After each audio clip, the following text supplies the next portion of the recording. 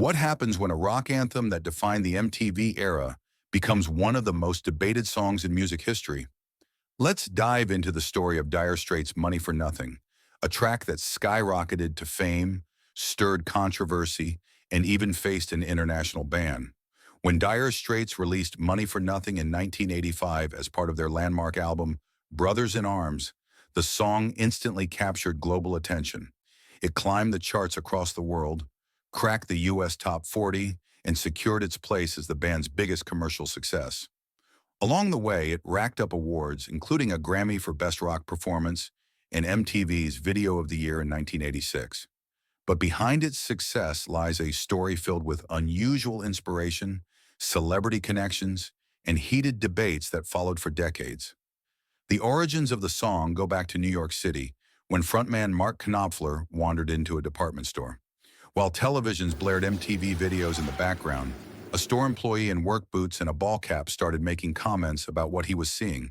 His offhand remarks about rock stars getting money for nothing struck Knopfler as both funny and cuttingly real. He later crafted the lyrics from the perspective of that blue-collar worker, essentially turning the man's commentary into the heart of the track. Adding more star power, Sting lent his voice to the song, famously singing the line, "I want my MTV."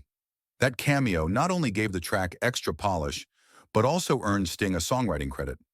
Even Mötley Crüe bassist Nikki Sixx later claimed that the video playing in the store that day was from his band, further tying Money for Nothing to the MTV-driven rock culture of the mid-'80s. Yet for all its success, the single wasn't without backlash. Some listeners took issue with the song's use of a homophobic slur drawn directly from the store workers' real comments. Knopfler defended the choice, explaining that he wanted authenticity by capturing the man's actual words and mindset. He argued that the character wasn't meant to be celebrated, but portrayed as a narrow-minded, working-class figure who begrudgingly respected the wealth of rock musicians. The controversy ignited debates about satire, realism, and the boundaries of songwriting. The music video only amplified the track's reach. Unlike many earlier Dire Straits videos, which simply showed the band performing, this one used cutting-edge animation. Director Steve Barron pitched the idea of combining computer graphics with performance footage, using a then-new tool called the Paint Box. At first, Knopfler wasn't sold on the idea of making a flashy video, but his girlfriend encouraged him to take the leap. That gamble paid off. The quirky animated video became one of MTV's most recognizable clips and solidified the band's presence in the visual era of music. Years later, Money for Nothing was hit with renewed controversy.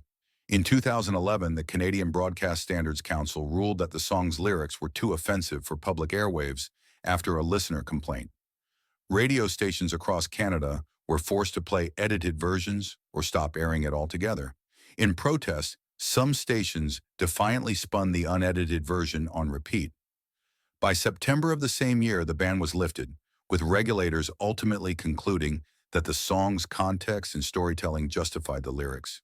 Today, Money for Nothing stands as one of the most iconic tracks of the 1980s, blending sharp storytelling with a groundbreaking video. It represents both the glamour and the disputes of its era, showing how one song could both define the MTV generation and challenge the limits of cultural acceptance. What are your thoughts on this iconic classic? Let us know.